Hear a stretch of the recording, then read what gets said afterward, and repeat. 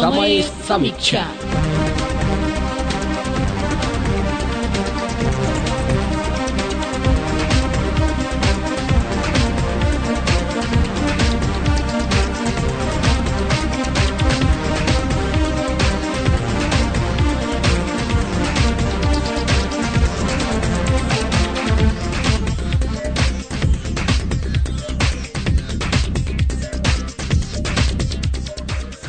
नमस्कार, म सुभाष खतिवडा यसबेला काठमाडौँमा रहेको नेपाल एफएमको स्टुडियोबाट बोलिरहेको छु।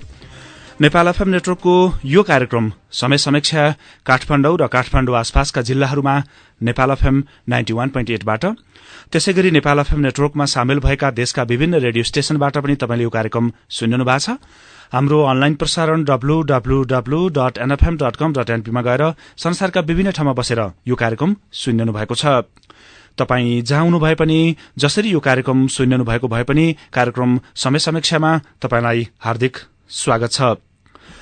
श्रोता, आस्थाका आधारमा विभाजित शिक्षकका संगठनहरू भन्दा पृथक साझा आधिकारिक संघको रूपमा राष्ट्रिय शिक्षक संघ अथवा कुनै नामबाट नेपालमा एउटा साझा राष्ट्रिय शिक्षक संगठनको स्थापनाको अन्तिम चरणमा पुगेको अवस्था छ।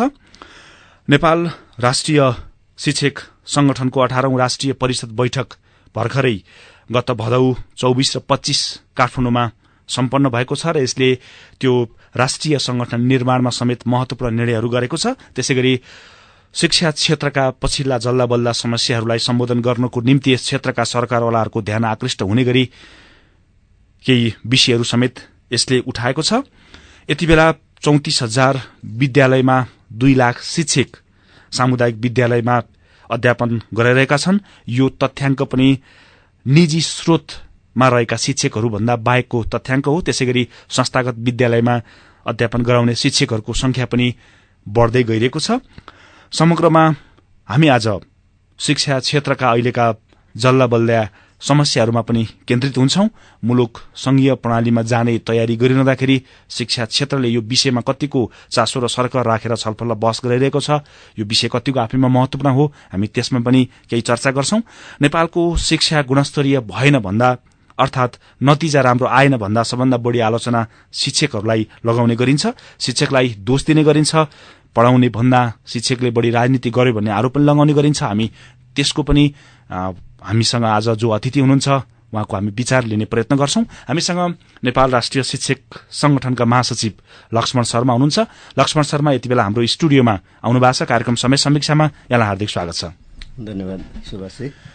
अब म सुरुवात गरौं कि नेपालमा शिक्षा क्षेत्र माथि टीका टिप्पणी गर्दा अथवा हामीले नतिजा राम्रो निकाल्न सकेनौं, हाम्रो शिक्षा गुणस्तरीय भएन, कामकाजी भएन भन्दा सबभन्दा बढी आलोचना शिक्षकहरूमाथि लगाउने गरिन्छ।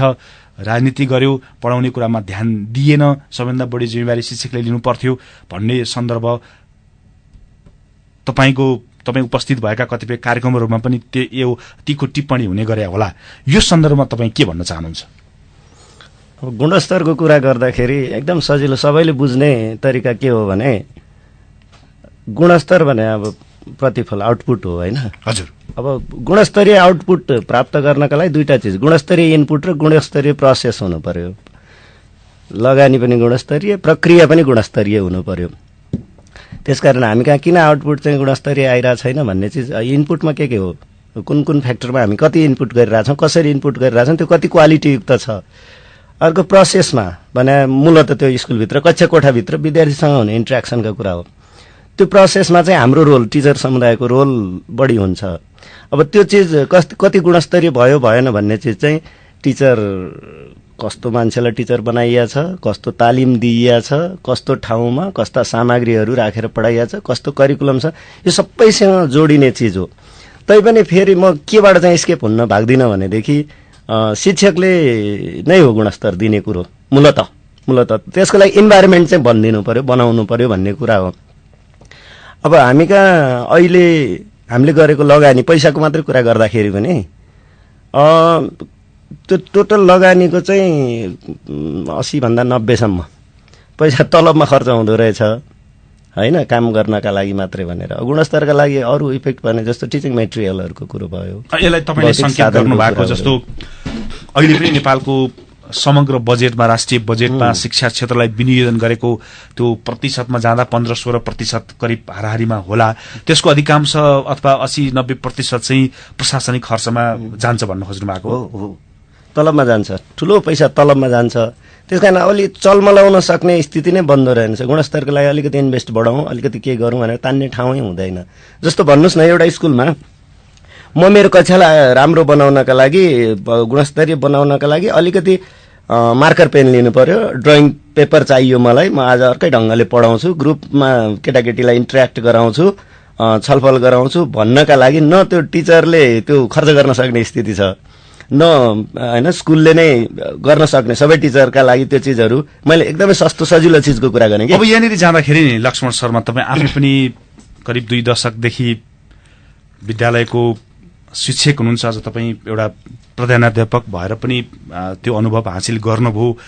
एउटा तपाईँले लगानीको कुरा गर्नुभयो, हाम्रो शिक्षा क्षेत्रको लगानी समग्र त्यसमध्ये पनि अधिकांश तलब र प्रशासनिक खर्चमा हामी रकम खर्चिरहेछौँ भन्ने जुन संकेत गर्नुभयो। अर्कोतर्फ हाम्रो पूर्वाधारको कुराकानी होला, शिक्षाका सिपका कुराहरू होलान्, त्यसै गरी अब अरू कतिपय विषयवस्तु होलान् जो मसिनो विषयवस्तुहरू छन्। यी सबै कुराहरू हेर्दा हेर्दै पनि पहिलो कुरा त शिक्षकले आफ्नो दायित्व, आफ्नो कर्तव्य कति पूरा गर्यो भन्ने पाटो सबभन्दा महत्त्वपूर्ण होला नि त। एकदम। अब टिचर, अघि एउटा प्रसङ्गको टुक्रा छुटेको छ। अब टिचरले चाहिँ लेखाउने पढाउने काम भन्दा राजनीति गर्यो भनेर अलिकति ब्लर, होइन, केलाई चाहिँ राजनीति भने हो, एब्सेन्टिजमको कुरा, टिचर स्कुलमा गयल भयो भने बुझिने कुरा हो, बुझाउन सकिने कुरा हो, होइन, घटाउन सकिने पनि कुरा हो। त्यो एउटा फ्याक्टर हुनसक्छ। अब स्कुलमा टिचर उपस्थित भएर आफ्नो क्रियाकलापहरू सञ्चालन गर्दा गर्दै आउटकम नआएको विषय अर्को विषय हो, फेरि छलफलको विषय हो, अध्ययनको पनि विषय हो त्यो। अब तर सतही ढङ्गले जसरी टिचरहरू चाहिँ राजनीतिमा इन्भल्भ भयो भनेर टिप्पणी गर्ने गरिया छ नि, त्यो चिजमा चाहिँ कुनै दम छ भन्ने मलाई लाग्दैन। मैले राजनीतिमा इन्भल्भ भएका टिचरको नि ठुलै सङ्ख्या देखाएको छु, राजनीतिबाट कहिले पनि राजनीतिमा सङ्गतै नगर्ने पनि ठुलो सङ्ख्या टिचर देखाएको छु। तर क्वालिटी हेर्ने हो भने त्यो राजनीतिमा लाग्नेहरूको चाहिँ कम क्वालिटी छ भन्ने चाहिँ स्थिति देखाएको छैन कि मैले। कहीँ म जिन्दगीभर राजनीतिमा लाग्दिनँ भन्नेका पनि बिजोग भएका स्कुल मैले देखाएको छु, होइन। ऊ राजनीतिमा कुद्या भन्ने मान्छेहरू जसलाई अहिले हाम्रो चलन चल्तीको भाषामा यो राजनीतिमा लाग्छ भने जस्तो पेशागत आन्दोलनमा लाग्छ अथवा पार्टीको कुनै, होइन, गतिविधिहरूमा सङ्गठित छ भन्ने जस्ताका पनि स्कुल राम्रो पनि छन्। त्यस कारण यो अलि अझै गहिरिनुपर्ने, अझै स्टडी गर्नुपर्ने। अब यो जस्तो सरसर्ती हामी जस्ता मान्छेले बाहिरबाट हेर्दाखेरि एउटा नेपालमा सामुदायिक विद्यालय छ, अर्को संस्थागत विद्यालय छ, जसलाई हामी निजी विद्यालय पनि भन्छौँ, अझ पहिला बोर्डिङ भन्ने गरिन्थ्यो। अब यो दुईटा पाटोमा हेर्दाखेरि सुविधाको हिसाबले नेपाल सरकारले जे अहिले शिक्षकलाई सामुदायिक विद्यालयमा अध्यापन गराउने शिक्षकलाई तलब दिन्छ, अरू सुविधा दिन्छ, त्यो तुलनामा संस्थागत विद्यालयमा पढाउनेले त्यति सुविधा पनि प्राप्त गरे हुँदैनन्। तर उनीहरूको परीक्षाको नतिजालाई आधार मान्ने भने त धेरै फरक छ नि सुभाषजी। अब यो त्यति गाह्रो चिज होइन जस्तो लाग्छ। कुनै बेला दासयुग हुँदाखेरि पिरामिड बन्यो, होइन, ग्रेट वाल बन्यो। अहिले कुनै डेमोक्रेटिक स्टेटले पिरामिड जस्तो अथवा ग्रेट वाल जस्तो चिज मान्छे मोबिलाइजेसन गरेर, मिसिन होइन, मान्छे मोबिलाइजेसन गरेर गर्न सक्ला, होइन। एउटा विशेष अवस्थामा कन्डिसनिङ गरेर मान्छेलाई काम लगाउने कुरो एउटा हो। तर अब मैले देखेको गुणस्तरसँग हाम्रो सामुदायिक विद्यालयमा सिधै सम्पर्क भएको र महत्त्वपूर्ण चिज भनेर चाहिँ के लाग्छ भने लिडरसिप। अहिले कोही मान्छेले भन्न सक्दैन एउटा सामुदायिक विद्यालयको लिडर को हो, हेडमास्टर हो कि एसएमसीको चेयरम्यान हो कि एसएमसी एज ए होल हो कि। प्राइभेट स्कुलमा त त्यो कन्फ्युजन छैन नि, इन्भेस्ट गरेका छन्, प्रिन्सिपल बनाएका छन्, ऊ पुरै डिसिजन मेकर हो, उसले डिसिजन लिन्छ, क्वालिटीका लागि होस्, क्वान्टिटीका लागि होस्, सस्टेनेबिलिटीका लागि होस्, सेक्युरिटीका लागि होस्, उसले डिसिजन लिन्छ, होइन। तर सामुदायिक विद्यालयको हेडमास्टरहरूलाई यति कमजोर बनाइएर हातखुट्टा बाँधेर छोडिदिया हुन्छ कि उसले केही चेन्ज ल्याउन सक्दैन। र मलाई लागेको चाहिँ त्यसै भएर कता कता तपाईँले अहिले भन्नुभएको चाहिँ प्रजातान्त्रिक प्रक्रिया, लोकतान्त्रिक प्रक्रिया ठिक कि निरङ्कुश शासन ठिक भन्नु होइन। होइन होइन होइन डेभलपमेन्ट भन्ने चिज, क्वालिटी भन्ने चिज स्ट्रक्चरमा अथवा क्वान्टिटीमा मात्रै हेर्ने चिज होइन भन्न खोज्यो कि। एउटा अवस्थामा मान्छेलाई बाध्य बनाएर काम लाउन सकिन्छ। तर प्राइभेट स्कुलकै टिचरहरू बेस्ट हुन् भन्ने हो भने तपाईँ 5 जना प्राइभेट स्कुलको राम्रा टिचरको नाम भन्न सक्नुहुन्छ? भन्न सक्नुहुन्न। तपाईँ त्यहाँका म्यानेजरहरूको नाम भन्न सक्नुहुन्छ, प्रिन्सिपलहरू, साउहरूको नाम भन्न सक्नुहुन्छ, होइन। भने मैले के हो भने त्यहाँ एउटा कन्डिसनिङ गरेर मान्छेलाई काम लगाइया हुन्छ, होइन। तर अब कम्युनिटी स्कुलहरू जुन सामुदायिक अथवा राज्यले फन्डिङ गरेका स्कुलहरू छन् त्यसमा लिडरसिप कमजोर छ, टिचरहरूलाई काम गर्नका लागि त्यो जसरी गाइड गर्नुपर्ने, सपोर्ट गर्नुपर्ने, लिडरसिप लिनुपर्ने चिज कमजोर भएपछि हैन, स्कुलको लिड गर्ने मान्छे हैन, पदाधिकारी कमजोर भएपछि त्यसका आउटकम्सहरू कमजोर हुँदै निक्लिने हो नि त। त्यसकारण मलाई त के लाग्छ भने सजिलो चिज र सस्तो पनि चिज होला कि हेडमास्टरहरू बोनाफाइड मान्छेहरूलाई बनायौँ भने चेन्ज आउँछ। अहिले यसो देशभरि पनि एकदम राम्रो भएका स्कुल हेर्नुहोस्, राम्रा फङ्सनिङ हेडमास्टरहरूले लिड गरे हुँदो रहेछ। नराम्रो भएका स्कुलहरू हेर्नुहोस्, त्यो हेडमास्टरहरूको लिड राम्रो नभएका स्कुलहरू देखिन्छ क्या।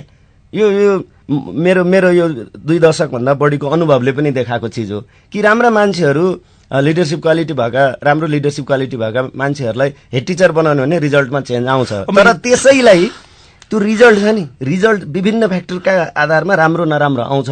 एउटा परीक्षाको रिजल्टका आधारमा यो गुणस्तरीय भएर गुणस्तरीय भएन भनेर पब्लिक एजुकेसनलाई व्याख्या गर्ने चिज चाहिँ यो खोटपूर्ण छ। यसले हामीलाई घाटा पुर्याउँछ। त्यो आफैमा वैज्ञानिक नहुन पनि सक्छ, तपाईँले अहिले जे भन्नुभएको छ। तर जस्तो राम्रा शिक्षकहरू पनि छन्, अब त्यसो भन्दाखेरि त्यहाँ राम्रा छन् भन्दा नराम्रा पक्कै त्यो कुरा आइहाल्छ। तर राम्रा गर्नेहरूलाई हामीले कति प्रोत्साहित गर्यौं, पुरस्कृत गर्यौं भन्ने पाटो पनि त उत्तिकै महत्त्वपूर्ण होला नि। एकदम राम्रो टिचरहरू त अभियसली छन्। एउटा शिक्षक सेवा आयोग खुल्यो भने प्राइभेट स्कुलको लाइसेन्स भएका, बीएड गरेका, एमएड गरेका, लाइसेन्स भएका ठुलो टिचरहरू चाहिँ त्यो आयोगमा कम्पिट गर्नुहुन्छ। त्यसले के देखाउँछ भने उहाँहरू चाहिँ त प्राइभेटमा गर्छस् कि पब्लिकमा सेवा भनेर सोध्ने हो भने उहाँहरू पब्लिक रुचाउनु हुँदो रहेछ। अनि त्यही मान्छे, म आफै गजबको एक्जाम्पल छु नि। म प्राइभेट स्कुलको टिचर हो, कुनै बेला मैले पब्लिक स्कुल रोजेँ। म प्राइभेटमा हुँदा राम्रो रिजल्ट, तपाईँले अघि भन्नुभयो जस्तो राम्रो रिजल्ट निकाल्ने टिचर थिएँ। कम्युनिटी स्कुलमा गएर केही समयसम्म मैले गर्न सकिनँ होइन, मैले त्यो चिज प्राप्त गर्न सकिनँ, मेरै विषयमा पनि सकिनँ। तर केही समयपछि चाहिँ आफूले लिड लिएपछि चाहिँ केही चेन्जहरू ल्याउन सकियो। त्यसकारण अब कम्युनिटी स्कुलमा राम्रो गर्न सक्ने टिचर भित्र्याउने कुरो नम्बर 1, भित्र्याउनेमै समस्या छ नि। भित्र्याउने कुरो, तिनलाई विकास गर्ने कुरो र काम गराउने कुरो, यो 3टा फ्याक्टरलाई व्यवस्थित गर्ने हो भने कम्युनिटी स्कुलले नराम्रो गर्नुपर्ने कुनै कारणै छैन। अब यही विषयमा जाँदाखेरि तपाईँले अन्यथा नमान्नु होला, आफैले पनि तपाईँले त्यो अनुभूति गरेर आउनु भएको छ पक्कै, कि अन्त कतै रोजगारी पाएन भने शिक्षक हुन्छु भन्ने अवस्था पनि कुनै बेला नेपालमा थियो। एकदम। तर आजको दिनमा राम्रा मान्छे शिक्षा क्षेत्रले आकर्षित गर्ने अथवा मेरो करियर चाहिँ शिक्षा क्षेत्र हो भनेर रोजेर लाग्ने तपाईँले त्यो प्रतिशत कति देख्नु भएको छ? बहुत कम। अहिले पनि टिचिङ जब चाहिँ फर्स्ट चोइस होइन कि। संसारको राम्रो पब्लिक एजुकेसन भएका ठाउँमा चाहिँ के रहेछ भने जस्तो एउटा इन्डिकेटर, रमाइलो इन्डिकेटर रहेछ। कोरियन केटीहरू बिहे गर्नलाई टिचर पेसामा भएको केटा कति रुचाउँछन् हैन, र कोरियन त्यो दुलाहरूले आफ्नो दुलै चाहिँ के पेसाको होस् भनेर रुचाउँछन् भन्ने एउटा हिसाब रहेछ कि। त्यो के स्टडी भएको त्यसमा स्टडी भएको रहेछ। र कोरियन मेलहरूले, पुरुषहरूले चाहिँ 10 मध्ये 8 जनाले आफ्नो वाइफ चाहिँ टिचर भएको मन पराउँदा रहेछन्। टिचर पेसामा भएको पेसाको हिसाबमा दुलै मन पराउँदा रहेछन्। अब हामी कहाँ त्यसरी हेर्ने हो भनेदेखि त टिचर कसैको पनि चोइसको विषय बनेको छैन। अब त्यो नबन्नुका सामाजिक कारणहरू पनि होलान्, आर्थिक कारण पनि होलान्, र स्टेटले टिचरहरूलाई चाहिँ यो सोशल रिकग्निसन, फाइनेन्सियल रिकग्निसन राम्रो भएको मान्छेका रूपमा विकास गर्ने कुनै स्किम नल्याएकोले हाम्रा राम्रा विद्यार्थीहरू, राम्रा युवाहरू चाहिँ टिचिङ जबमा जान चाहँदैनन्। हजुर, चाहँदैनन्। अनि त्यसको प्रतिफल पनि हामी बिहोरिरहेछौँ। म श्रोतालाई पनि जानकारी गरौँ, तपाईँ कार्यक्रम समय समीक्षा सुनिनु भएको छ। कार्यक्रम समय समीक्षा काठमाडौँ र काठमाडौँ आसपासका जिल्लाहरूमा नेपाल एफएम 91.8 बाट, त्यसै गरी नेपाल एफएम नेटवर्कमा सामेल भएका देशका विभिन्न रेडियो स्टेशनबाट पनि तपाईँले यो कार्यक्रम सुनिनु भएको छ। आज कार्यक्रम समय समीक्षामा हामीसँग नेपाल राष्ट्रिय शिक्षक संगठनका महासचिव लक्ष्मण शर्मा हुनुहुन्छ। उहाँ हाम्रो स्टुडियोमा हुनुहुन्छ। हामी नेपालको शिक्षा क्षेत्रमा केन्द्रित भएर उहाँसँग छलफल बहस गरिरहेका छौं। लक्ष्मण शर्मा, आजको दिनमा हुन त हामी मुलुक संक्रमण कालमा छ, हामी नयाँ संविधान लेखन प्रक्रियामा छौं, कतिपय नेपालको संस्थागत विकास अथवा संस्थागत परिवर्तनका मुद्दाहरू सम्बोधन हुन बाँकी नै छन्। तर आजको मितिमा उभिँदाखेरि एउटा शिक्षकले गर्वको साथ म शिक्षक पेसामा छु भनेर उभिने स्थिति छ कि छैन त? यो अलिक बढी इन्डिभिजुअल पनि कुरा हो हैन। म चाहिँ सामुदायिक विद्यालयको कम्तीमा थाई भएका टिचरहरू नेपालको अरू पेसाका दाँजोमा गर्व नगर्नुपर्ने ठाउँमा छ भन्ने लाग्दैन। गर्व गर्न सकिने पोजिसनमा छौं हामी। अनि अर्को चीज पनि के हो भने टिचिङ पेसाको ड्राइभ्स र अरू पेसाको ड्राइभ्समा अलि फरक छ के। यो बढी सोशल ड्राइभ भएको पेसा हो। यहाँ भएर म सामाजिक सेवा गर्छु भन्दा कसैले नै अनौठो मान्दैन। एउटा पाइलटले म सामाजिक सेवा गर्छु अथवा होइन एउटा अर्को कुनै वकिलले म सामाजिक सेवा गर्छु भन्दाखेरि मान्छेले कसरी एक्सेप्ट गर्ला। तर यो टिचरले चाहिँ म जीविका त यहाँबाट गरिरहेको छु तैपनि म सामाजिक सेवा गरिरहेको छु भन्दा मान्छेले अन्यथा मान्दैन। यो चिजले पनि टिचिङ पेसामा अलिक आकर्षण छ जस्तो लाग्छ। ड्राइभ्स अलि फरक छ। सामुदायिक विद्यालयमा सरकारी दरबन्दीमा यहाँ त हामी त दर्जनौं किसिमका छौं टिचरहरू। साबिकको दरबन्दीमा भएका थाहै भएका टिचरहरूको क्यारियरका हिसाबले होइन राम्रो छ। अब फेरि हामी त्यही केन्द्रित हौं। अहिले नतिजै हामीले राम्रो ल्याउन सकेका छैनौं। यद्यपि नतिजा राम्रो आउँदैमा नेपालले गुणस्तरीय शिक्षा दियो भन्न पनि नमिल्ला। हाम्रो शिक्षाले उत्पादन गरेको जनशक्ति कति हाम्रो बजारको आवश्यकतालाई सम्बोधन गर्न सक्यो सकेन भन्ने पाटोबाट मूल्याङ्कन गर्नुपर्ने होला।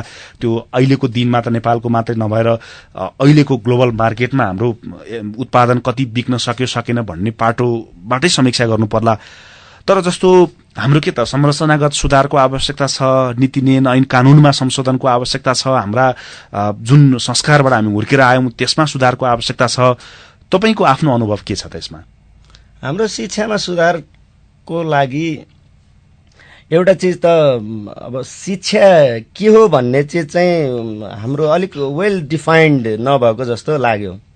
अब त्यसको इम्प्याक्ट त तल हैन जनस्तरमा पनि पुगिहालेको छ। जस्तो मान्छे पढ्ने किन भनेपछि भइरहेको जीविकाका साधनहरू स्रोतहरूबाट मुक्त भएर जागिरे जीवन बिताउने हैन भविष्य यस्तो गर्ने।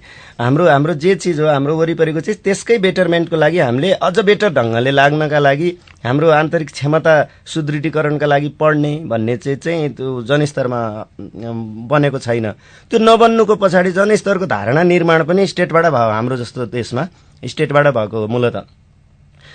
त्यसकारण हामी कहाँ गर्नुपर्ने चिजहरू एउटा त अब हरेक नागरिक अहिले जुन क्षमता राख्छ त्यो क्षमता भन्दा उच्च स्तरको उन्नत स्तरको क्षमता राख्ने बनाउनका लागि यो शिक्षा हो। त्यसो भएर राज्यले प्रोभाइड गरे हो। आफ्नो नागरिकको गुणस्तर उठाउनका लागि राज्यले यो सुविधा उपलब्ध गरायो अथवा दायित्व लिएको हो, मौलिक हकको रूपमा राखेको हो भनेर स्टेटले हामी सबै नागरिक अहिले जहाँ जुन अवस्थामा हुनुहुन्छ विशेषतः अझ बालिका जुन अवस्थामा हुने सम्भावना छ त्यसलाई अझ बेटर गर्नका लागि यो एजुकेसन हो भन्ने चिज डिफाइन गर्नु पर्यो। अब सबै नागरिकहरूको चाहिँ त्यसरी आन्तरिक क्षमता सुदृढीकरणका लागि अब कस्तो कस्तो मोडेलको कस्तो संरचनाको कस्तो विधि विधानले व्यवस्थित भएको शिक्षा चाहिन्छ भन्ने चिज त्यस पछाडिको कुरा हो र त्यसमा धेरै चिजहरू गर्नुपर्ने छ। अब नयाँ चिजहरू तिनीहरू भयो भने पुराना चिजहरूमा पनि अहिले भइरहेको चिज अब हामी जति संक्रमण भने पनि जति परिवर्तनकै कुरा गरे पनि हामी अहिले जहाँ छौं त्यहीबाट माथि जाने हो भनेपछि यसलाई सुधार भन्दा पनि हुन्छ। मलाई शिक्षामा त्यस्तो फड्को मार्छ भन्ने चिजमा त विश्वास लाग्न छोडेको छ। पहिला त म पनि फड्कै मार्ने भन्ने मान्छे हो। त्यसकारण हामी जहाँ छौं त्यसैलाई नै फर्केर हेरेर जस्तो हामीले अब गजबको नयाँ खालको शिक्षा दिने भने पनि दिने कसले भने त अहिले युनिभर्सिटीहरूले बीएड एमएड गराएका मान्छेहरूले दिने हो भनेपछि त्यो त कन्करेन्स मतलब कन्टिन्युटीको कुरा निरन्तरताकै कुरा रहेछ। त्यो ठूलो फड्को मार्दैन त्यसले। त्यसो भएकोले अहिले भइरहेको चिजमा भएका दोषहरू पनि खोजेर त्यसलाई रिफर्म पनि गर्दै गएर अनिखेरि नयाँ चिज एचिभ गर्नका लागि जाने हो। र अहिले यो तपाईले सोध्नुभएको प्रश्नको अत्यन्त ठूलो सान्दर्भिकताको टाइममा हामी छौं कि हामी संविधान बनाउँदै छौं।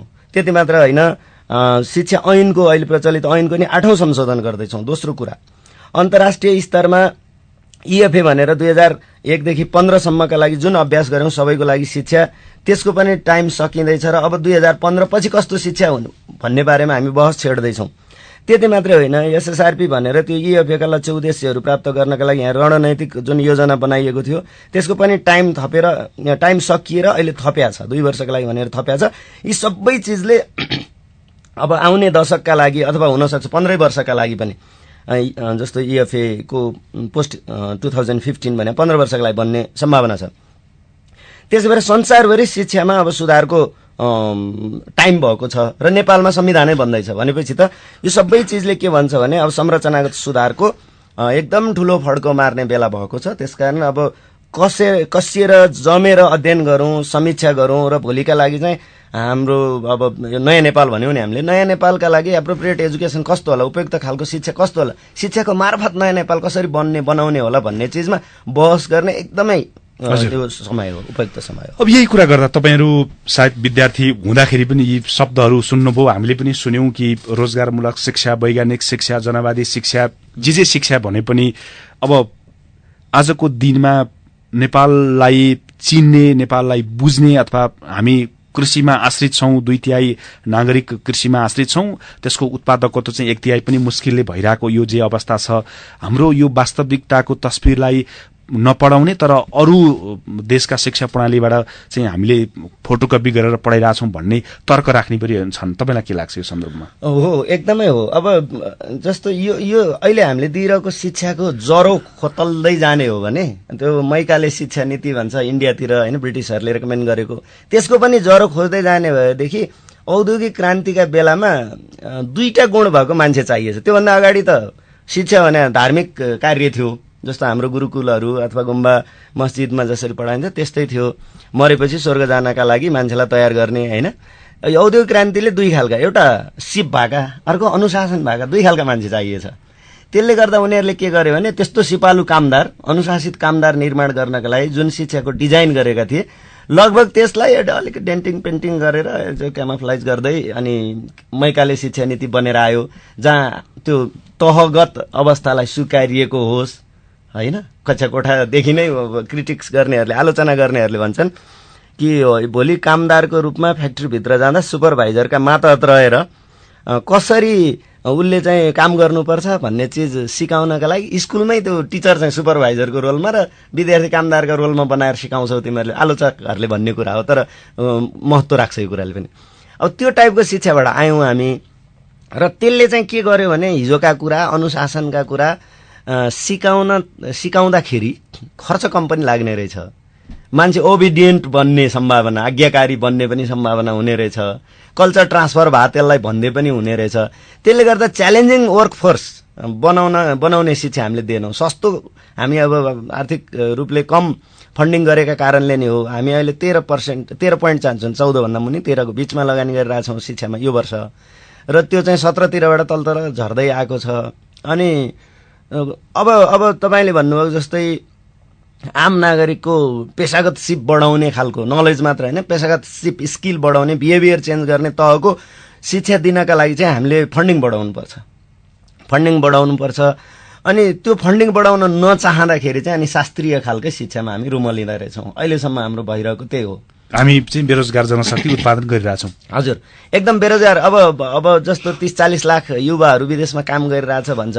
नेपाली त्यो युवाले किन काम पाए त विदेशमा भनेपछि किनभने उहाँहरू अनस्किल्ड हुनुहुन्छ क्या, अनस्किल्ड हुनुहुन्छ, त्यसो भएर काम पाओ। स्किल्ड भए चाहिँ हामीले धेरैसँग कम्पिटिसन गर्नु पर्थ्यो होला। त्यसो भएको दुर्भाग्यपूर्ण कुरा हो। अरू देशबाट पनि मान्छे फरेन इम्प्लोइमेन्टमा जान्छन्, तर उनीहरू चाहिँ सर्टेन स्किल लिएर गएकोले धेरै पैसा भित्राउँदा रहेछन्। उनीहरूको राज्यले त्यसलाई उद्योगकै ढङ्गले भनेछ। हाम्रो यहाँ मोही माग्ने ढुङ्ग्रो लुकाउने भने जस्तो भइरहेछ हैन कि अब 40 लाख युवा विदेशमा गएर काम पनि गरेका छन्। हामी गर्वका साथ हाम्रा 40 लाख युवाहरू विदेशमा गएर काम गरेर आर्जन गर्छन् भन्न पनि सकेका छैनौँ, किनभने त्यहाँ गएर चाहिँ उहाँहरूले चिप लेबरको रूपमा काम गर्नु परेको छ। उच्च जोखिमपूर्ण काम गरिरहेको छ। एकदम हाम्रो धेरै दुर्भाग्यपूर्ण छ। अनि फर्केर आउँदा सर्टेन केही पनि नसिकिकन आउनुपर्ने टाइपको सिप मलाई गजब लाग्यो। अरू देशबाट जाने कामदार चाहिँ केही काम गर्छ, उसले नयाँ टेक्नोलोजीमा काम गर्छ, नयाँ ल्याङ्ग्वेजमा काम गर्छ, नयाँ मार्केटमा काम गर्छ र फर्किँदाखेरि केही वर्ष, वैदेशिक रोजगार सधैँ गर्ने चिज होइन, केही वर्षपछि फर्केर गएर ऊ आफ्नो ठाउँमा पनि आफूलाई फेरि एडप्ट गरेर केही सिप ज्ञान आर्जन गर्न जान्छ। अनि हाम्रो चाहिँ जस्तो लेबर वर्कमा जाने मान्छे गएका दिनदेखि तपाईँ लौरो लिएर त्यो चौकीदारी गर्छ र फर्केर आउँदा लौरो फालेर मात्रै आउँछ, ऊ केही नयाँ चिज सिके हुँदो रहेनछ।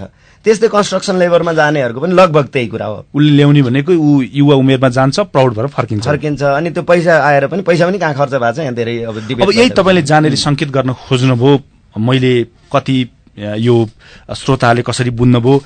अर्को एउटा छ कि यो प्राविधिक शिक्षा व्यवसाय सिपमा लागेका व्यक्तिहरूले के भन्नुहुन्छ भने नेपालको अहिलेको अवस्था परिवर्तन चाहिँ जबसम्म यो प्राविधिक अथवा व्यवसायिक शिक्षामा लगानी बढाइँदैन तबसम्म हाम्रो मुलुक रूपान्तरण हुँदैन, हामीले रोजगारमूलक शिक्षा पनि दिन सक्दैनौं। अरू कतिपय छिट्टो प्रगति गरेका मुलुकहरूले त्यो टिबेटमा लगानी गरेका कारणले यस्तो भयो भन्ने तर्क गर्छन्। तपाईँ सहमत हुनुहुन्छ? सहमत छु, तर त्यसलाई हाम्रै सन्दर्भमा पुनर्व्याख्या गरिनुपर्छ। जस्तो अन्तर्राष्ट्रिय औद्योगिक यो वर्क फोर्स के उद्योग, हाम्रो उद्योगको मोडेल अरू देशको जस्तो त्यो मोडल हुनेवाला छैन, मलाई त्यस्तो लाग्छ कि। त्यो भनेको मैले के भने जस्तो उनीहरूको मोडेल उनीहरूकै आवश्यकतामा आधारित थियो। हो। अब हामी त्यही मोडेलतिर गयौँ भने फेरि फेल खान्छौँ हामी। त्यसकारण जस्तो हाम्रो ठुलो धेरै लगानी पर्यटन क्षेत्रमा भएको छ होइन, पर्यटनबाट हामीले धेरै आशा पनि गरेका छौँ, त्यो अपार सम्पदा पनि छ हामीसँग।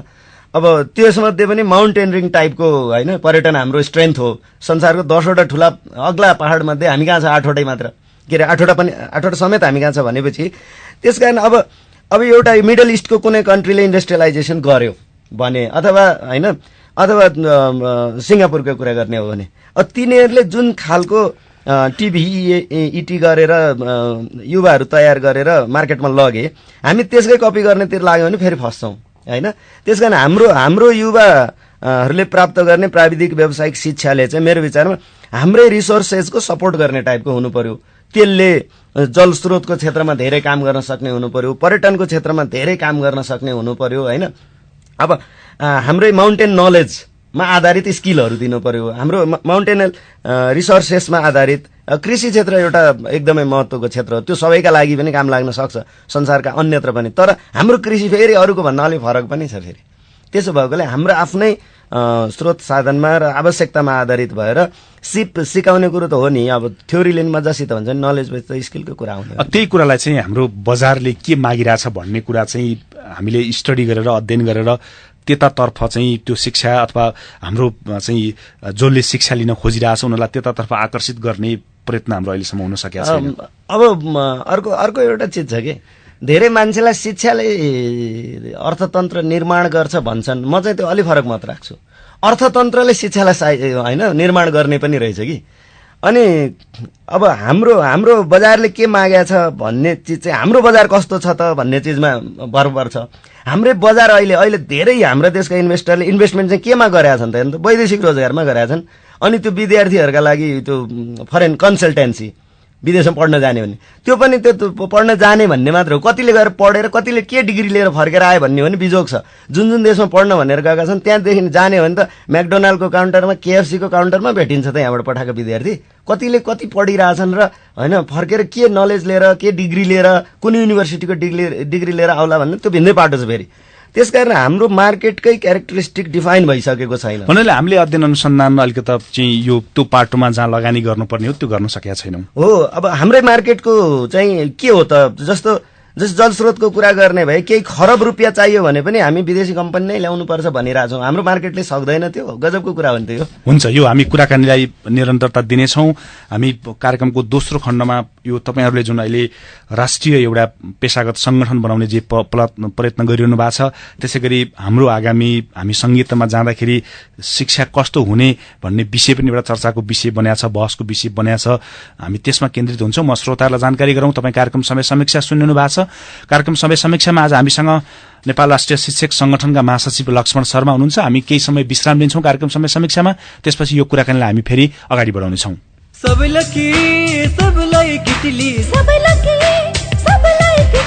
नागरिक दैनिकको नयाँ उपहार योजना। अब नागरिक दैनिकको हरेक वार्षिक ग्राहकसँगै प्राप्त गर्नुहोस् एउटा इलेक्ट्रिक केटली उपहार, पाक्षिक उपहार। हरेक 15 दिनमा 5 जनालाई रु 2500 बराबरको राइस कुकर उपहार, मासिक उपहार। हरेक महिना 2 जनालाई डीवीडी प्लेयर र राइस कुकरको साथै 1 जनालाई एलईडी टेलिभिजन। बम्पर उपहार 220 सीसीको मोटरसाइकल 1 जनालाई। ग्राहक बन्नको लागि CIR टाइप गरी 5225 मा SMS गर्नुहोस्। थप जानकारीको लागि टोल फ्री नम्बर 16600125555 वा 4265100 मा सम्पर्क गर्नुहोला। तिमी त आज भोलि देखिँदैनौ त, भेट्न पनि तिम्रो घरमै आउनु पर्ने होइन, के भयो? के हुनु र रविन्द्र दाई, बिरामी भएर कतै निस्कन सकेका छैन। डाक्टरलाई देखाएको, प्रदूषित पानीको कारणले बिरामी भएको रे। होइन लोकु भाइ, तिमीलाई थाहा नै छ नि 70% रोग प्रदूषित पानी पिउनाको कारणले हुन्छ। त्यही माथि यो गर्मीमा त झन् धेरै बिरामी पर्ने चान्स हुन्छ। पानीमा कम्प्रोमाइज नगर है। खुरुक्क आक्वा 100 मगाऊ, उनीहरूले घरमै ल्याइदिन्छन्। मैले त घरमा र अफिसमा आक्वा 100 लिन थालेको 20 वर्ष भइसक्यो। त्यसो भए मलाई पनि फोन नम्बर देऊ न त। ल लेख त 42 68 555 42 68 555। अन्तर्राष्ट्रिय स्तरको नेपाली पानी आक्वा 100। नेपाली हुनुमा गर्व गरौं, नेपाली वस्तु नै प्रयोग गरौं। तपाईको आफ्नो घर, अपार्टमेन्ट, अफिस र हाउसिङलाई रङरोगन गरेर सुन्दर बनाउने सपना पूरा गर्नेछ अब गौरी शंकर पेन्ट्स इन्डस्ट्रिजका उत्पादनहरूले।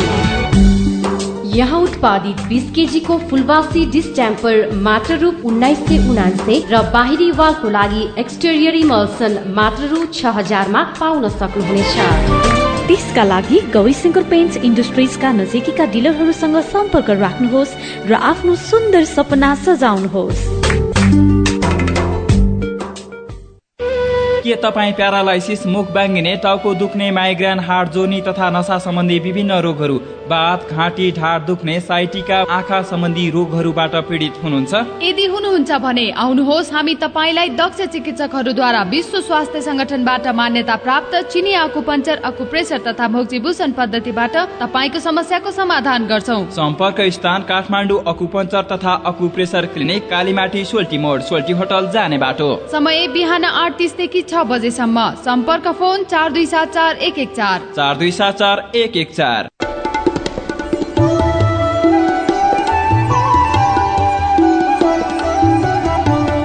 हार्दिक मंगलमय शुभकामना। 2071 सालको विजयादशमीको पावन अवसरमा हाम्रा सम्पूर्ण श्रोता, विज्ञापनदाता र शुभचिन्तकहरूमा सुख, शान्ति र उत्तरोत्तर प्रगतिको हार्दिक मंगलमय शुभकामना व्यक्त गर्दछौं। नेपाल एफएम नेटवर्क परिवार।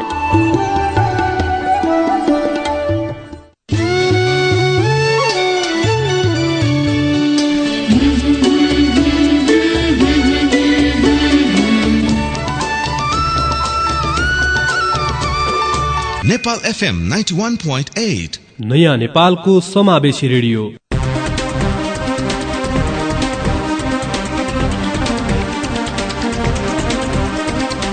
समय समीक्षा।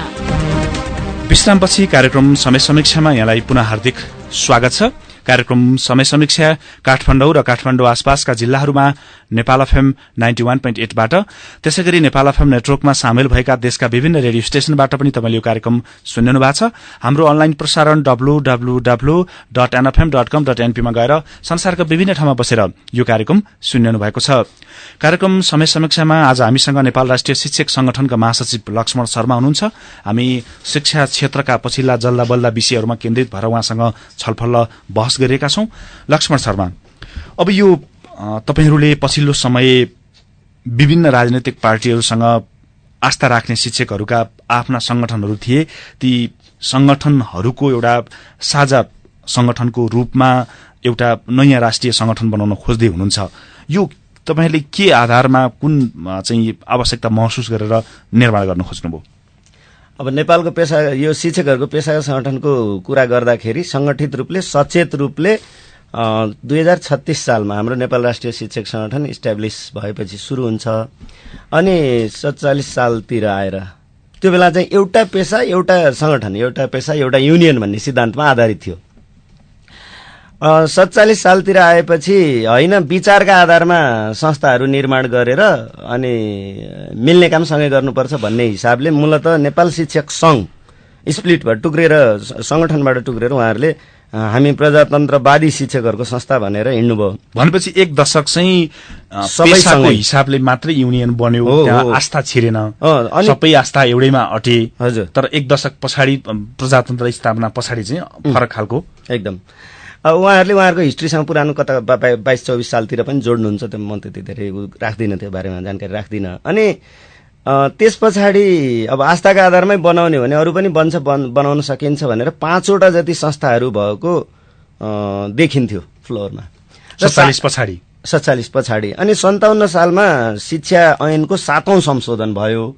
त्यसले चाहिँ नेपालका शिक्षकहरूको आधिकारिक शिक्षक युनियन एउटा हुनेछ भन्ने टाइपको कुरो व्यवस्था गर्यो।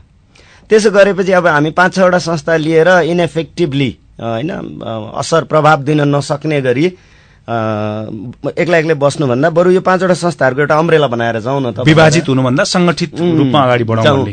आबद्ध संस्थाहरू सुरक्षितै रहँदै पनि सबै मिलेर शेयर्ड भ्यालु, मूलतः पेशागत कुरो चाहिँ, अरू वैचारिक सैद्धान्तिक कुरो तपाईँले भन्नु भने राजनीतिक एफिलिएसन पनि छ, त्यो चिजहरू पनि भए पनि आफै चलाउन्, तर युनियन चाहिँ पेशागत कामका लागि, ट्रेड युनियन कामका लागि युनियन बनाऊ भनेर नेपाल शिक्षक युनियन बनाएर 60 सालदेखि हामी अभ्यास सुरु गर्यौं।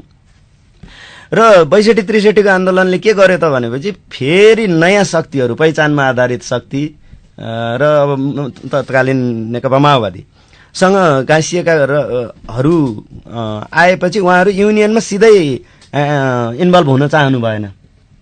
अनि अब संस्था बन्दै पनि थियो, एउटा आन्दोलनकै क्रमबाट आउनु भएको थियो, संस्था बनिसकेका थिएन, रजिस्ट्रेसन गरिसक्नु भएको थिएन, नन टिचर्सहरूले नेतृत्व गरिराख्नु भएको थियो ठुलो संख्यामा। अनि त्यस्तो भएकोले उहाँहरू सिधै युनियनमा इन्भल्भ हुनु भएन र युनियनले पनि अब जे आफ्नो लिमिटेसनहरू, आफ्नो बााउन्ड्रीहरू थियो त्योभित्र जस्ताको तस्तै उहाँहरूलाई एडजस्ट गर्न पनि नसकिने चिजहरू रहेको थियो। र अब यो सबै चिजलाई फेरि फर्केर हेर्दाखेरि नेपाली टिचरहरूका लागि सबभन्दा गजबको राम्रो समय चाहिँ कहिले रह्यो त भनेपछि त्यही 36 देखि 47 सालसम्म रह्यो।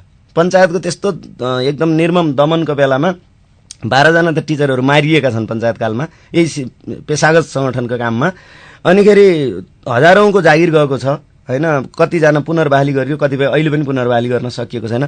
तैपनि थुप्रै उपलब्धिहरू टिचरहरू थाहै हुने, सञ्चय कोष हुने, पेन्सन हुने लगायतका सोशल सेक्युरिटीका धेरै सुविधाहरू, व्यवस्थाहरू त्यो बेलामा भएको थियो। टुक्रिँदै गएपछि जति धेरै संस्थाहरू हामी बनाउँदै गयौँ त्यति इनइफेक्टिभ हुँदै गयौँ र वैचारिक आधारमा संगठन बनाउने कुराको बेसिक सिद्धान्त के हो भने हामीले चाहेको जस्तो, हामीले सपोर्ट गरेको जस्तो पार्टीहरू, नेताहरू, शिक्षा मन्त्री भए, प्रधानमन्त्री भयो भने हाम्रा फेभरमा डिसिजन गराउन सकिन्छ, पोलिटिकल लबिङ त्यसरी हुन्छ भन्ने मान्यता हो। त्यो चाहिँ भएन फेरि नेपालमा हैन। जस्तो शिक्षक संगठनकै पनि सर्टेन लिडरहरू शिक्षा मन्त्री भए, पुराना हाम्रा नेताहरू, अनि शिक्षक संघलाई माया गर्ने पनि मान्छेहरू मन्त्री भए, शिक्षा मन्त्री भए, प्रधानमन्त्री पनि भए होलान्।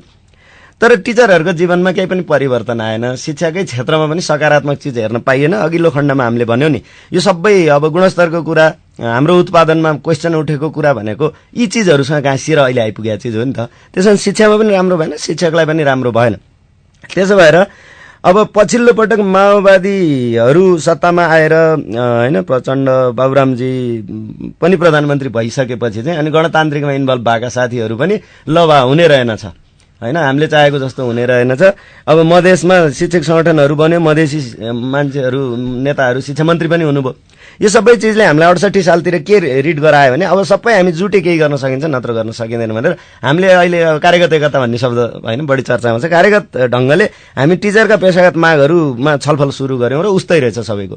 त्यसो भएपछि सँगै जाउँ भनेर हामीले संयुक्त संघर्ष पनि गर्यौं र त्यो बेलादेखि सहकार्य गर्दै थियौं। गर्दै गएपछि अहिले शिक्षामा 8औं संशोधनको पनि कुरा भयो। हामी सँगै जान सक्ने खालको म्याच्युरिटी नै हामीले गेन गर्यौं। त्यसो भएपछि अब सबै सँगै बस्नुपर्छ भनेर बहस सुरु गर्यौं र भदौको 4 गतेबाट चाहिँ म्यासिभली छलफलहरू गर्यौं। त्यो म्यासिभली छलफलमा हामी सैद्धान्तिक रूपमा एक ठाउँमा पुग्यौं र विधान एग्रिमेन्ट गरिसकेका छौं। भनेपछि यो राष्ट्रिय शिक्षक संघ होला, राष्ट्रिय शिक्षक महासंघ होला, जे नाम दिनु होला, अब अहिले वैचारिक हिसाबले जुन जुन संगठनहरू खुलेका छन्, चाहे त्यो नेपाल शैक्षिक गणतान्त्रिक मञ्च भनौं, मधेसी शिक्षक युनियन भनौं, अथवा राष्ट्रिय शिक्षक संगठन, राष्ट्रिय शिक्षक संघ जे विद्यमान अहिले छन्, तिनीहरूको भूमिका चाहिँ के रहन्छ अथवा तिनीहरूको अस्तित्व के रहन्छ त्यस पछाडि? अब यो संघ संस्थाको कुरा गर्दा एउटा सैद्धान्तिक कुरोमा सबैजना क्लियर हुनुपर्छ। इन्डिभिजुअल मेम्बरले सदस्यता लिन पाउने संस्थाहरू, इन्डिभिजुअल मेम्बरहरूले बनाएका शिक्षक संगठनको जो सदस्य छ ऊ निरन्तर त्यसको सदस्य रहन्छ हैन। मैले त्यो त हो नै, त्योभन्दा पनि अगाडि मैले भन्न खोजेको कुरा चाहिँ दुई खालका संस्था भनेको चाहिँ एउटा इन्डिभिजुअलहरूले बनाएको संस्था, जस्तो मेरो संगठनमा इन्डिभिजुअल मेम्बर लिन्छ टिचरले, एउटा व्यक्ति मेम्बर हुन्छ। हजुर। अनिखेरि त्यस्ता संस्थाहरूको संस्थाले नै मेम्बरशिप लिने गरी, संस्थाले मेम्बर, इन्डिभिजुअल हैन। अहिले हामीले बनाउन खोजेको चाहिँ त्यस्तो फेडरल मोडलको फेडरल टिचर्स युनियन हो। त्यो संगठनमा कति सदस्य आबद्ध छन् भनेर उसले त्यो सदस्यता प्राप्त गर्छ कि के त हो? जस्तो हामीले अहिले प्रोजेक्सन गर्दा 20 वटा भन्दा बढी शिक्षकहरूको इन्डिभिजुअल मेम्बरशिप लिएर बनेका संस्थाहरू, त्यसलाई हामी एफिलिएट्स भन्छौं, हजुर, सम्बद्ध संस्थाहरू, त्यस्ता 20 वटा जति संस्थाहरू आउँछन् र त्यो 20 वटा जति संस्थाभित्र चाहिँ नेपालको सबै टिचरहरू कभर गरेका हुन्छन्। अब हाम्रो शिक्षक संगठन, अर्को शिक्षक संघ भनेपछि तपाईले अहिले जे भनिरहनु भएको छ 20 वटा त्यस्ता संगठनहरूबाट महासंघ बन्छ हैन? त्यो महासंघ बनाउँदाखेरि फेरि त्यो 20 वटाको प्रतिनिधित्व कसरी व्यवस्थित गर्ने भन्ने विषय पनि उत्तिकै नेपालको सन्दर्भमा त्यो बसी बढी जटिल होला नि। एकदमै हो। र हामी नेपालको अभ्यासबाट के सिकेका छौं भने जस्तो पार्लियामेन्ट्री सिस्टममा नि त वेस्टमिनिस्टर मोडेलमाथि क्वेशन उठेर हैन, अहिले नयाँ ढंगले हामी बहस गरिरहेका छौं नि। हामीले चाहिँ के युनियनकै जमानामा युनियन हुँदैमा अहिले पनि छ युनियनकै अभ्यास चाहिँ के हो भने प्राप्त मतको आधारमा सबैको प्रतिनिधित्व हुने समानुपातिक व्यवस्था। त्यो भनेको के भने हामीले ब्यानर चुनाव लड्छौं, क मत ल्याउनेले चाहेको फर्स्ट पोजिसन लिएला, उसले रोजेको पद पाउँछ, ख मत ल्याउनेले त्यस्तै बाँकी रहेको मध्ये दोस्रो रोजेको पद बाँकी रहेको मध्ये तेस्रो ल्याउनेले त्यसै गरेर। त्यसो भए इन्नुमेरेबल तपाईको 20 वटा संस्थाहरू हुन्छ भन्नुहुन्छ अनि 20 वटालाई के पोस्ट दिनुहुन्छ एउटा क्वेशन हुन सक्छ। त्यहाँ हामीले एउटा थ्रेशहोल्डको पनि व्यवस्था गरेका छौं। थ्रेशहोल्ड चाहिँ केका लागि, कसैलाई छेक्नका लागि होइन, त्यस्तो चाहिँ होइन। अब नेपालमा चाहिँ के छ भने नयाँ संस्था असंगठित मेम्बरहरूबाट संस्था बनाउने भन्दा नि भएका संस्थाका असन्तुष्टहरूलाई ब्रेक गरेर नयाँ संस्था बनाएर मतलब आबद्ध संस्थाको जीवनमाथि चाहिँ खलल पुर्याएर अर्को आबद्ध संस्था बन्ने चलन छ नि, त्यो चिजलाई पनि ब्रेक गर्छ। त्यो पद र प्रतिष्ठाको निम्ति सृजना गरिएका हुन्छ। अनि त्यो असन्तोषलाई चाहिँ क्यास गर्ने कि त्यस्तो चिज हुन सक्छ भनेर हामीले थ्रेशहोल्डको नि व्यवस्था गरेका छौं। र जिल्लामा चाहिँ सामान्य 2% 2% लिएर आएर ऊ संस्थाको हैन पदाधिकारहरू ग्रहण गर्छ र उसले आफ्नो मतका आधारमा पद लिन्छ। केन्द्रमा चाहिँ सर्टेन जिल्लाको पनि संख्या हामीले तोकेका छौं, 7 वटा जति जिल्लामा त्यो हैसियत राखेका संस्थाहरू हुन्छन् भनेर।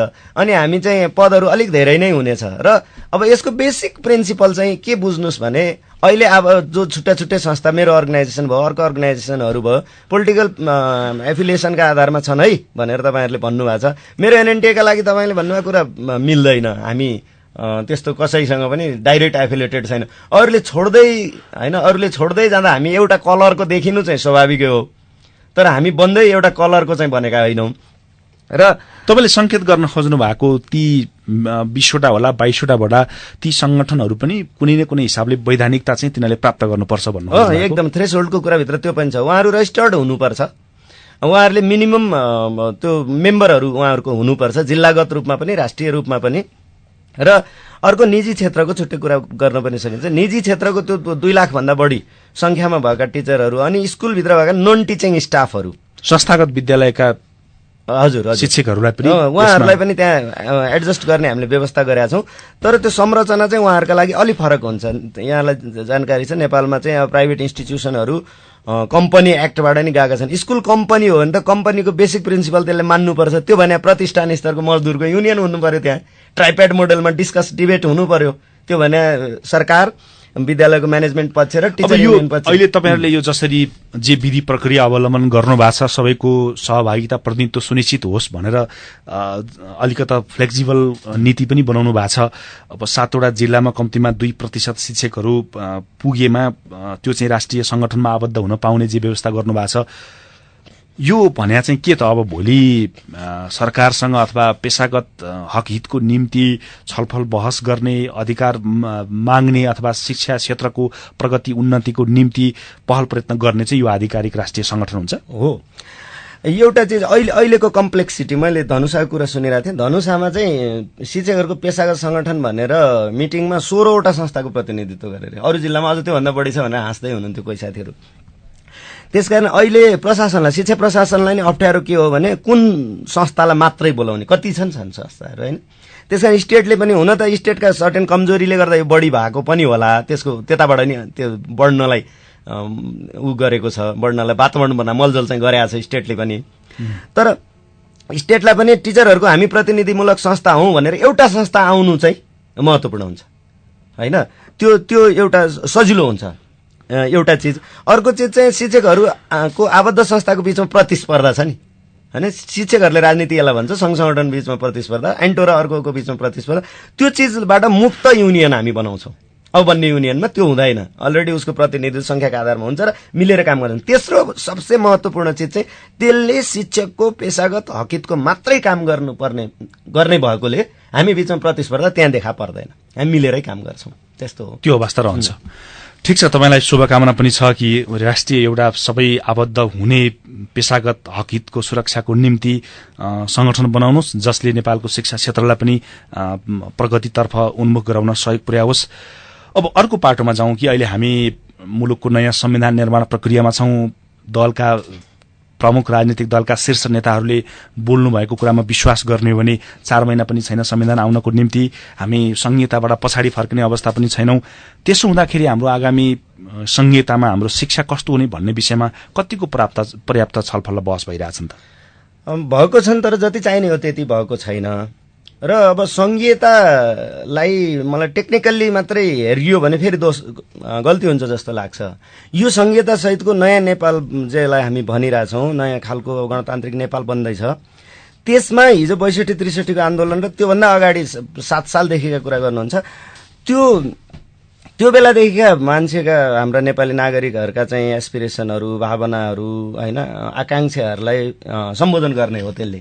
त्यसकारण अब फेडरलिटी भनेको, संघीयता भनेको चाहिँ अब सर्टेन चिजलाई सम्बोधन गर्न सजिलो बनाउने कुरा भन्दा नि जनताको त्यो एस्पिरेसनलाई त्यसले सम्बोधन गर्नुपर्छ, नत्र फेरि अर्को महान तपाईँको अस्थिरतामा हामी फस्छौँ जस्तो लाग्छ। त्यसकारण अब शिक्षा र संघीयताको कुरा गर्दाखेरि पनि शिक्षामा अहिलेसम्म नेपाली नागरिकहरूले उठाएका जायज आकांक्षाहरूलाई सम्बोधन गर्ने कुरो त्यो संघीयताभित्र प्राप्त हुनु पर्यो नि, होइन। त्यसकारण त्यो संघीयता यस्तो हुनु पर्यो जसले मौलिक हकको रूपमा शिक्षालाई राज्यले लियो, सबै सङ्घहरूले लिउन्, सबै प्रोभिन्सेसले लिउन् र त्यसको वातावरण पनि बनाउन्, होइन। त्यो चिजलाई सम्बोधन भएन भने हुँदैन। अर्को इक्विटीको कुरो, यो 200-250 वर्षको चाहिँ नेपालको अभ्यासले के गराइदियो भने सर्टेन ठाउँहरू चाहिँ मोर फेसिलिटेड भए, होइन, मोर सुविधा भए। एउटा जिल्लाको नागरिक र अर्को जिल्लाको नागरिक अनुहार हेर्दै थाहा हुने भयो, बनाइदियो। लवाई हेर्दै थाहा हुने भयो, कमाई हेर्दै थाहा हुने भयो। एउटा भेगको मान्छे र अर्को भेगको मान्छे छुट्टिएको छ, सबै नेपाली नागरिक पनि उस्तै हुन्छन् भन्न पाइएन। त्यसकारण अब त्यो इक्विटेबल समतामूलक ढङ्गले पनि सम्बोधन हुनु पर्यो। फेडरलिटीको हाम्रो त्यो उग्र आकांक्षाले चाहिँ कमजोर चाहिँ झनै कमजोर हुने गरी पनि हुनु भएन शिक्षामा। मूलत म अहिले शिक्षामा कुरा गरिरहेको छु। अर्को तेस्रो चिज चाहिँ संघीयताको कुरो, हाम्रो जस्तो यो केन्द्रीकृत राज्य चाहिँ विकेन्द्रित हुँदै, होइन, संघीयतामा गइरहेको बेलामा छुट्टिने ज्ञान, छुट्टिने नलेज, छुट्टिने बहसका बारेमा चाहिँ हामी सचेत छौँ। जातका आधारमा, भूगोलका आधारमा, धर्मका आधारमा, संस्कार संस्कृतिका आधारमा छुट्टिने भन्ने कुरो। जुट्ने चाहिँ के का आधारमा हो? शिक्षामा यो चिज पनि बहस हुनु पर्यो। कक्षा कोठाभित्र त होइन विभिन्न सङ्घका विद्यार्थी आएर बसिरहेका हुन्छन्, होइन, विभिन्न जातिका, विभिन्न भाषा कल्चरका विद्यार्थी। भनेपछि हाम्रो संघीयताले छुट्याउन मात्र सिकाउने हो र मैले एकदमै धेरै बहस त्यतातिर केन्द्रित भएको देख्छु। जुट्ने चाहिँ बहस कसले गरिदिने हो, होइन। भोलि इन्डिया र पाकिस्तानको सेपरेसन हुने बेलाको जस्तो, होइन, बर्बाद भयो भने यो चिजतिर कमै हाम्रो पोलिटिकल लिडरसिपले सोचेको। अझ अहिले तपाईँले त्यसलाई सङ्केत गरिरहँदाखेरि त अहिले सबैले माग्ने मात्रै, खोज्ने मात्रै, त्यहाँ चाहिँ आफ्नो उत्तरदायित्व के हो भन्ने विषयमा त हामी कहाँ धेरै छलफल हुन छोडेको छ नि अहिले त। मलाई चाहिँ त्यसमा चाहिँ धेरै डर लाग्दैन, होइन। मैले तपाईँसँग माग्ने, होइन, तपाईँले अर्कोसँग माग्दाखेरि पनि मलाई प्रोभाइड गर्ने गरी माग्ने हो भने त तपाईँले मेरो कहीँ न कहीँ ब्यालेन्स हुने भयो नि त। तपाईँसँग मैले मागिरहँदाखेरि अर्कोसँग अथवा मेरो हक अधिकार, तपाईँको हक अधिकारको बाटो पनि त त्यतिकै जोडिएर होला। जरुर। अनि तपाईँले मसँग क्वेसन गर्नुहुन्छ कि तैँले यो चिज, होइन, त्यो त 50-50 को कुरा हो। तैँले यो चिज गर, होइन, मैले पाउँछस्, र तँसँग मैले त्यसरी भन्न सक्नुहुन्छ नि तपाईँले। तँसँग मैले प्राप्त गर्ने चिज चाहिँ यो हो, त्यो दे लैजा भन्न पाउनुपर्छ तपाईँले। हजुर, ठिक छ। यो अब संहिताको सन्दर्भमा शिक्षा चाहिँ असाध्यै बढी संवेदनशील विषय पनि हो, किनकि हामीले कस्तो शिक्षा दिइरहेछौँ, हामीले कस्तो खालको संस्कार बसालिरहेछौँ भन्ने विषयले हाम्रो मुलुक कता जाँदैछ, हामीले कस्तो खालको भविष्य निर्माण गर्दैछौँ भन्ने कुरा जोडिएला यो पाटोमा हाम्रो राष्ट्रिय बहस। हुन त कुनै न कुनै हिसाबले शिक्षा क्षेत्रमा संलग्न भएको, शिक्षाकै पृष्ठभूमिबाट गएका नेताहरू शीर्ष तहमा पुग्नु भएको छ। त्यो पाटोमा उहाँले कतिको संवेदनशील हुनु होला। मैले एउटा कुरा छुटाएँ तपाईँसँग छलफल बहस गर्दा, यही शिक्षकभित्र पनि, सामुदायिक विद्यालयका शिक्षकहरूभित्र पनि नाना थरीका शिक्षकहरू हुनुहुन्छ। उहाँहरू बीचको त्यो जुन छ, यो पाटोलाई हामीले राम्रोसँग सम्बोधन गर्न नसक्दाखेरि फेरि हामीले खोजेको गुणस्तरीय शिक्षा प्राप्त हुँदैन कि? त्यो पाटोमा तपाईँको के छ विचार? एकदमै हो नि। अब त्यो चिज त धेरै गरिसक्यो भएर मैले कति थरीका छन् अहिले म सजिलै भन्न सक्दिनँ, तर 15 भन्दा बढी होला, होइन। अब त्यो टिचर अस्ति भर्खर यही दशैंमा अहिले हामी 2 खालका टिचर बन्यौँ। अस्ति भर्खर सरकारले के गरिदियो भनेदेखि यो बढ तलब चाहिँ दशैंका बेलामा साबिकको दरबन्दीमा भएका थाइका टिचरलाई चाहिँ पठाइदियो। भनेपछि त्यो दशैं पेस्की भनौँ न, दशैं मान्ने दशैंको बढ तलब चाहिँ बढाएको थियो नि अस्ति बजेट भाषणले, बढेको तलब। अनि त्यो अस्थायी करारमा भएकाहरू र राहतकाहरूको पठाएन।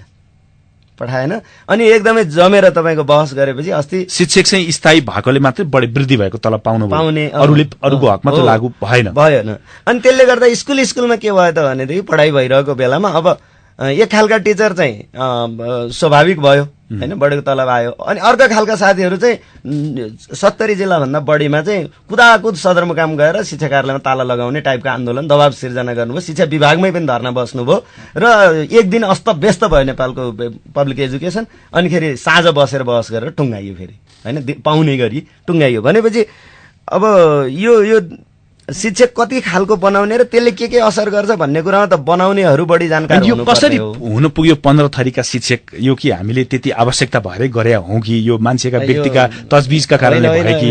अब यस्तो हो, अब यो मूलत अब ग्लोबल कुरा पनि होला।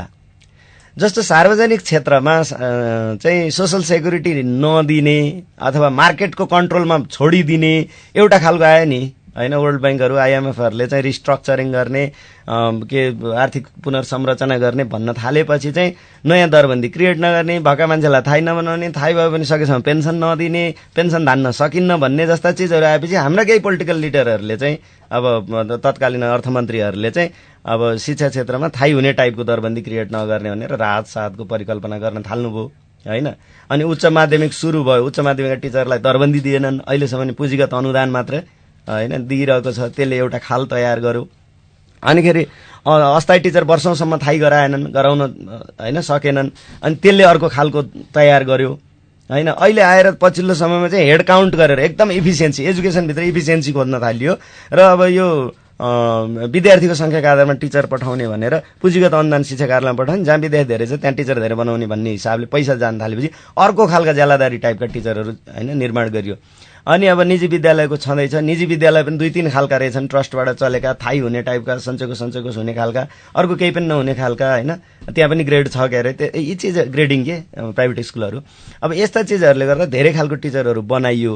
अब यो सबै चिजको जड चाहिँ कहाँ छ भने अब यो मौलिक हक हो नागरिकको। जन्मिसकेपछि यसलाई हामीले उचित खालको शिक्षा दीक्षा दिनुपर्छ। त्यसको लागि टिचर एउटा सबभन्दा महत्त्वपूर्ण लाइफ टुल हो।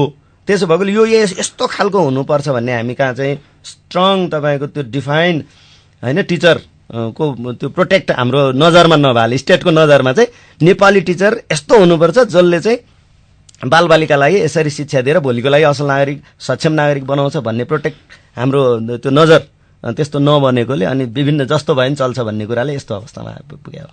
हुन्छ, आज यो शिक्षा क्षेत्रमा केन्द्रित भएर हामीले छलफल बहस गऱ्यौं। तपाईहरूले एउटा पेशागत राष्ट्रिय एउटा संगठन बनाउने जे पहल प्रयत्न गर्नुभएको छ, साझा संगठन, सबैलाई अटाउने संगठन, त्यसैगरी शिक्षा क्षेत्रको अहिलेको जल्दो बल्दो विषयमा तपाईँले आफ्नो अनुभव, आफ्नो विश्लेषण हाम्रा श्रोताहरूसम्म प्रस्तुत गरिदिनु भयो, हाम्रो स्टुडियोसम्म आइदिनु भयो।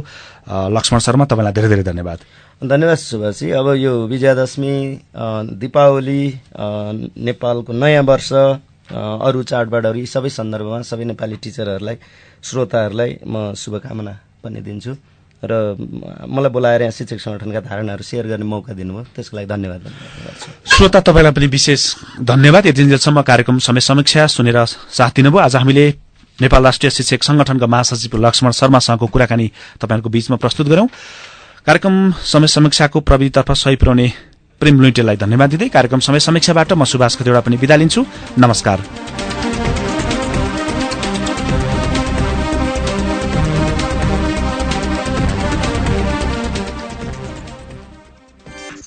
आजको अर्थनीति वा बजार